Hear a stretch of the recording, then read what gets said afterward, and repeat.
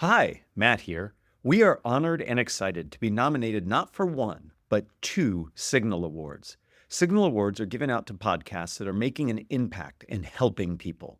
We are thrilled to be recognized, but actually, winning an award depends on you, our listeners. We need your help. The actual awards are determined by vote. We'd love to have a strong showing and invite you to take 2 minutes and make 3 clicks to vote for Think Fast, Talk Smart. Simply go to fastersmarter.io/vote. As a thank you, we'll be raffling off some Think Fast, Talk Smart swag, including mugs, sweatshirts, and signed copies of my book. Raffle info can be found on the voting page as well. So take a few minutes to vote for us at fastersmarter.io/vote. Thank you for helping, and thank you for listening. Communication is a vivid, visceral experience, a true connection between you and the other person. I'm Matt Abrahams, and I teach strategic communication at Stanford Graduate School of Business. Welcome to Think Fast, Talk Smart, the podcast. Today, I'm excited to speak with Alan Alda. Alan is an acclaimed actor, writer, and director. He is also the founder of the Alan Alda Center for Communicating Science at Stony Brook University, where he has dedicated his efforts to helping scientists and health professionals communicate more effectively with the public.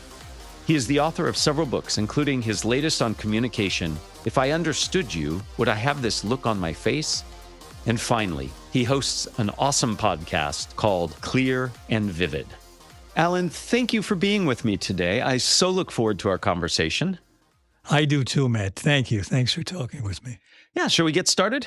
Yeah, let's go. Excellent. So you've dedicated a large part of your career to helping technical, scientific folks communicate more clearly. Can you share with us what drives that energy and passion for this topic? Well, I'm passionate personally to know more about the way the universe works. And that means scientists explaining to me in terms I can understand it. Science can't do its work unless it gets funded. And it can't get funded if people don't understand what the scientists are trying to do, what they're trying to accomplish. And that means they have to really understand what's going on in the minds of the policymakers, the public, so they can feel comfortable funding it, but also so they have the ability to caution the scientists about concerns they have that are ethical. But you can only raise a question if you understand what the basic stuff is about. So you were motivated, it sounds like, out of your own curiosity, but the real driver is to help these very technical scientific people be able to communicate in a way that those of us who have less knowledge can better understand what it is they're doing. And you've highlighted a really important topic that we've heard many times on this podcast, which is it really boils down to understanding your audience and the way you speak to politicians, the way you speak to the lay public, the way you speak to colleagues in a different discipline has to be different based on your appreciation of what they know and what they don't know. And you have to do some work to find out what they do know and what they're interested in, how they understand certain things. You know, there was a landmark meeting of nanoscientists and neuroscientists when President Obama brought together a group to work on the brain. I've been told by several people who were actually in the room that they argued for hours, the neuroscientists and nanoscientists, about the meaning of one word, the word probe. It meant something to each group in a different way. So it can be very important. Yeah, absolutely. And it comes down to the words we use. And often people will use lots of jargon and terminology that people don't understand, or maybe a word that everybody understands, but they understand it to mean something differently. Which leads to my second question. I have seen you often talk about communication pitfalls and mistakes people make, such as jargon and assumptions. What strategies do you recommend and teach for avoiding these issues and ensuring that our messages are accessible for everyone? The way you get an understanding of other people, I don't think is through tips. At the Center for Communicating Science, we put people through experiential learning. We use exercises drawn from the study of improvisation, for instance, not to get the scientists able to make things up on their feet, but the experience that's much more central to improvisation, which is connecting to another person, to being aware of what their face is telling you, what their body language, what their tone of voice is telling you, and to speak to that, to make that connection. For me, the difference between tips and experience is really, it's a vast difference. For instance, there's an example that kind of lingers in my mind is there's a speed sign in the country near where I live, and it says 20 miles an hour. And I routinely have gone past that at 40 miles an hour until I was stopped by a policeman and given a ticket. The speed sign is the tip. The ticket is the experience. I appreciate the analogy. I would love for you then to share with us perhaps a specific experience that you help these scientists work through so that they can learn that, how to read a room. And what I hear you saying, the core essence of avoiding these pitfalls is really being other focused and not self-focused. It's really thinking about how the message is landing and observing that. What kind of activities and exercises and experiences do you put these folks through to help them develop that skill? One of the most basic things we do is mirroring. For instance, you would be my mirror, and every move I make would be mirrored by you in real time with no echo. Mirroring is a phenomenon that I'm very familiar with, and it's one where you mimic the other person, and the activity you're doing requires to be very present-oriented and to be very other-oriented so that you can be in that moment. And what it does is it opens up the aperture, if you will, to paying attention to a lot of things that many of us, when we communicate, we just don't see. We're just so wrapped up in saying what we want to say. So it truly is an experience that people can learn from and sensitize themselves to those other folks. In your teaching and most recent book, you discuss the importance of clarity and vividness in communication. Why are these so important? And what advice or guidance do you have for enhancing clarity and vividness? I think clarity is really important. Clarity and vividness. And that's why I call my podcast Clear and Vivid. Vividness is important because that's how things stick in the mind.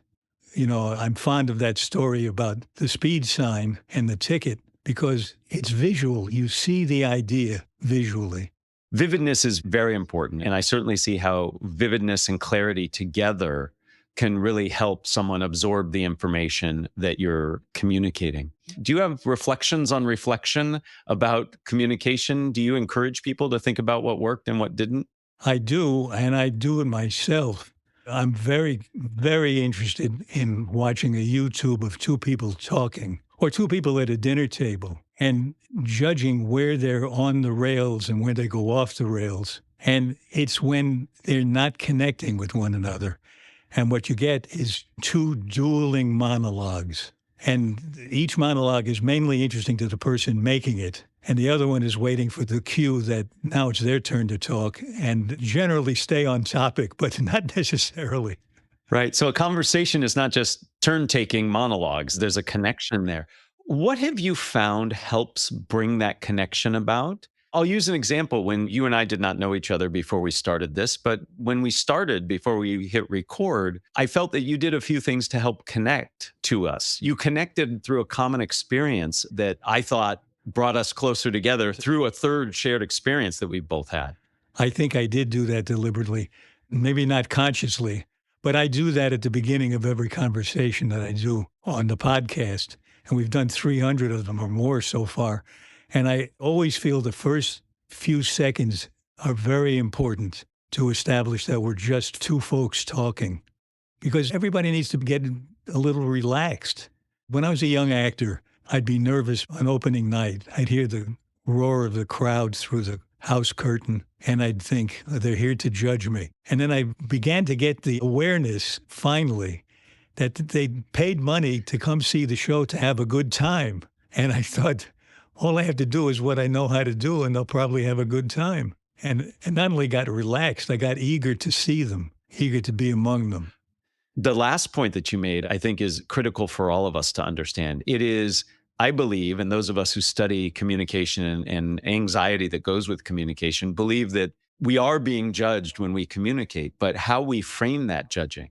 In your case, as an actor who people were paying to come see you perform, they wanted to be there. And in most cases, when people present in a meeting or at a conference, people are choosing to be there. They're not coming there saying, I want to judge this person presenting. They're there to learn or to have an experience that you get to contribute to. And by reframing that in much the way it sounds like you did, it can change your whole approach. Instead of something that is one where you have to be defensive and guarded, you can actually embrace that connection and that offering that you have to make. And I think that's really fundamental in helping people feel more confident. And that feeling of confidence leads to something else that you might not have expected, which is it brings the real you out.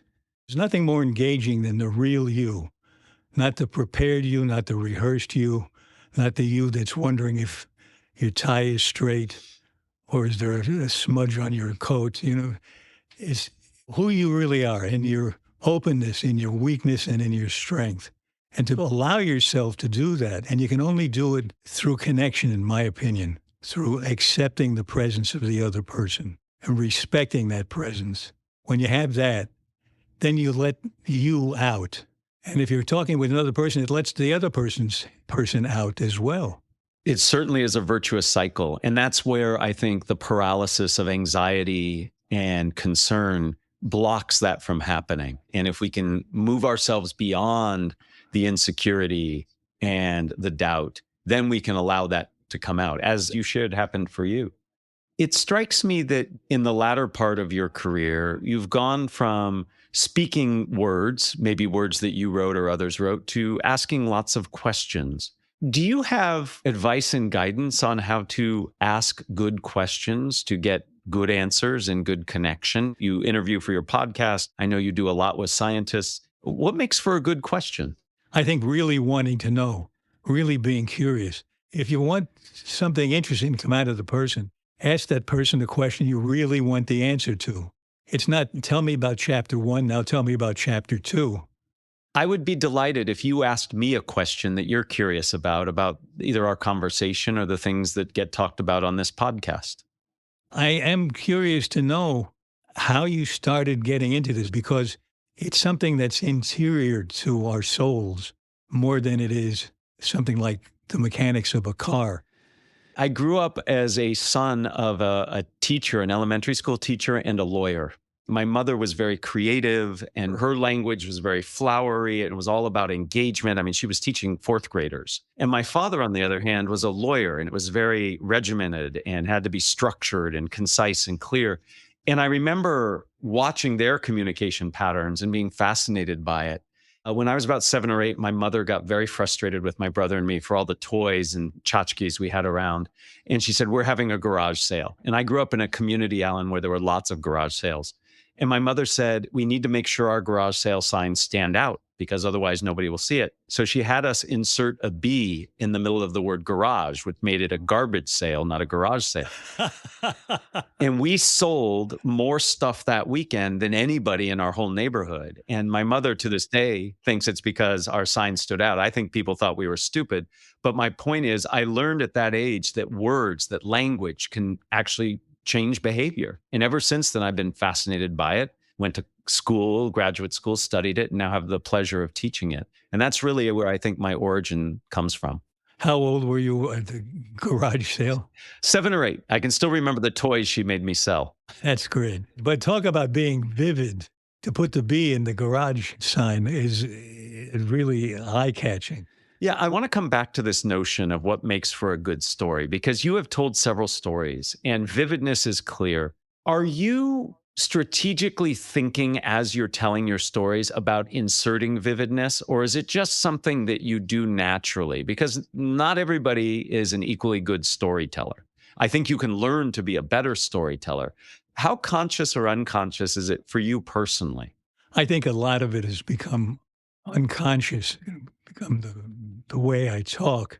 But good storytelling goes back to Aristotle. And although he talked about what made the story on the stage work, how a play works best, I really think it applies to almost every kind of communication where there's a story involved, where somebody is trying to achieve something, something gets in the way, and they have to overcome that obstacle to get what they want. And for me, the joke is that if they get what they want, it's a comedy. If they fail to get what they want, it's a tragedy. But that idea of being in motion, being in action, you can identify with the person I tell a story about myself and I encounter something like the cop giving me a ticket, I think I'm the hero of that story for a while. I don't want the ticket and I don't like having learned the lesson, but I got it now. Right. What I hear in that answer is that there's a structure to story, and you then hang on that structure, vivid description, personal experience, revealing information, disclosure, and that's what makes for a successful story. I think having a structure is really important. You brought up in my mind something that I do deliberately, which is being aware that the person I'm talking to is probably saying to themselves at some point, why is he telling me all this? So unless I know that a memory that I have associated with the story, unless I know that it is connected to the punchline, I leave it out. I don't give every detail I remember happened. When people tell stories, it's seductive. You're reminded of elements. I was in Grand Central Station. I was going to visit my brother, but he wasn't going to be there because he was on vacation. Who cares? It's not connected to the point you're making. Right. My mother has this saying, tell the time, don't build the clock. That's good. She's a good teacher. Yes, but I think what you're highlighting there is a lot of us add detail. We build the clock that's not necessary to be built. Well, Alan, before we end, I like to ask 3 questions of everybody. One I create just for you, and the other 2 I ask all the guests who've ever been on the show. Are you up for answering these? Sure. So my first question, just for you, you are quite an accomplished communicator and somebody who spends a lot of time thinking about communication. I think you and I both agree that we can always get better in our communication. What is one area of your communication that you're working on to improve? I work probably every day, most of the day, on being able to really listen to the other person. But you can't learn it well enough.